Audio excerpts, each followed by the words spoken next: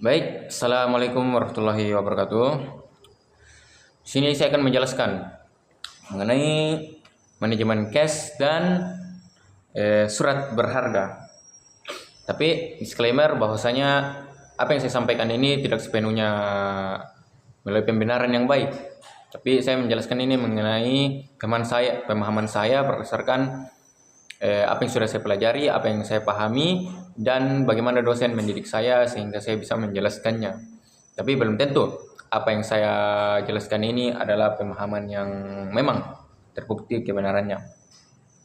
Nah, pertama kita akan menjelaskan tentang manajemen cash. Manajemen cash adalah proses pengelolaan arus masuk dan keluarnya dana yang ada di perusahaan, baik itu laba dan rugi. Bagaimana pemasukan dana itu keluar dan masuk. Nah, dalam manajemen arus kas ini diatur semua pengeluaran dan pemasukan perusahaan dalam manajemen arus kas. Nah, apa manfaat ketika perusahaan mengelola perusahaannya dengan sangat baik menggunakan manajemen kas ini? Nah, pertama contoh ya. Kita ingin berinvestasi di sebuah perusahaan.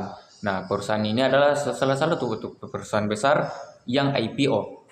Nah, kita akan melihat bagaimana perusahaan ini agar perusahaan ini bisa kita percaya untuk kita investasikan uang kita ke dalam perusahaan tersebut.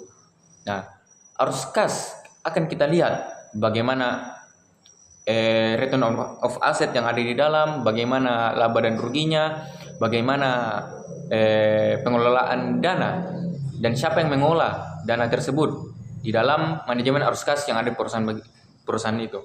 Ketika manajemen kas dari perusahaan itu baik, nah tentu kepercayaan investor untuk menanamkan uangnya di situ akan meningkat. Nah, sehingga investor akan mempercayakan uangnya ke perusahaan tersebut. Nah, dari manajemen arus kas ini kita juga bisa memprediksi atau melihat bagaimana cara kerja perusahaan ini untuk mengendalikan likuiditas perusahaannya atau membayar kebutuhan jangka pendek dari perusahaannya. Nah, bukan hanya itu.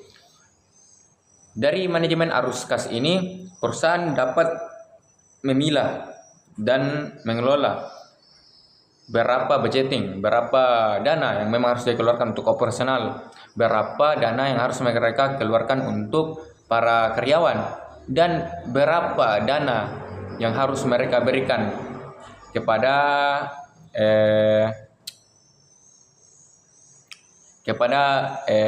para petinggi dari perusahaan tersebut. Nah, contohnya laba dari perusahaan itu harus diterima bersama dewan komisaris yang ada di perusahaan atau pemegang saham atau stockholder dari perusahaan itu. Nah, manajemen arus kas akan mengelola hal itu untuk agar perusahaan tersebut bisa mengendalikan perusahaannya dengan baik. Nah, selanjutnya itu manajemen surat berharga adalah pengelolaan investasi jangka pendek dari perusahaan. Bagaimana perusahaan dapat mengelola surat-surat berharga yang ada di perusahaannya. Nah, contoh-contoh surat berharga, apakah itu obligasi, apakah itu reksadana, tapi yang paling sering digunakan yaitu saham. Nah, mereka menggunakan saham untuk melindungi aset-aset yang mereka miliki, melindungi investasi yang mereka miliki. Tentu, untuk manajemen surat berharga ini ada satu hal yang harus mereka lakukan, yaitu diversifikasi dari manajemen surat berharga ini. Maaf, saya tidak bisa menjelaskan secara luas, tapi saya akan menjelaskan mengenai apa yang saya ingat dan apa saya pahami.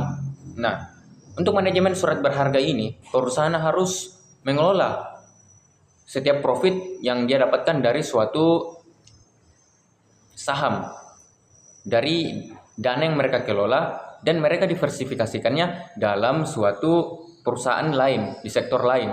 Nah, sehingga hal ini bisa membuat perusahaan dapat mempertahankan kekayaannya. Nah, balik lagi ke manajemen arus kas. Nah, return yang mereka dapatkan dari manajemen surat berharga ini hasil profit dari suatu investasi yang mereka diversifikasikan akan dikelola dalam manajemen arus kas. Nah, siapa yang akan mendapatkan keuntungan dari hal itu? Tentu perusahaan itu sendiri dan para petinggi dari perusahaan. Ketika petinggi dari CEO dari perusahaan ini dapat mendiversifikasikan dana yang mereka kelola itu dengan baik. Nah, contohnya Unilever bisa mendiversifikasikan sahamnya, bisa mendiversifikasikan profit yang mereka dapatkan dari perusahaan itu untuk mendiversifikasikan dana mereka ke beberapa sektor. Contohnya es krim, Cornetto. Nah, Cornetto adalah salah satu buatan mereka.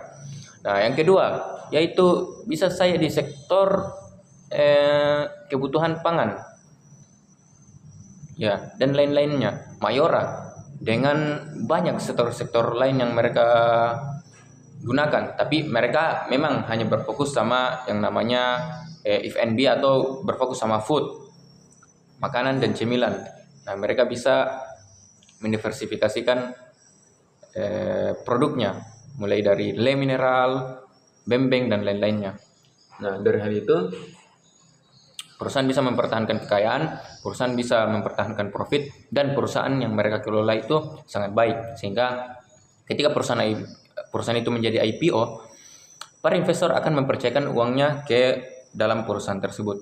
Nah, demikian dari saya, kurang dan lebihnya mohon maafkan bahwa apa yang saya sampaikan ini tidak sebetulnya benar, karena ya ini berasal dari apa informasi yang saya dapatkan. Tapi mungkin saya tidak menyaringnya secara baik. Nah, mungkin ini saya yang saya bawakan, kurang lebihnya mohon dimaafkan. Terima kasih.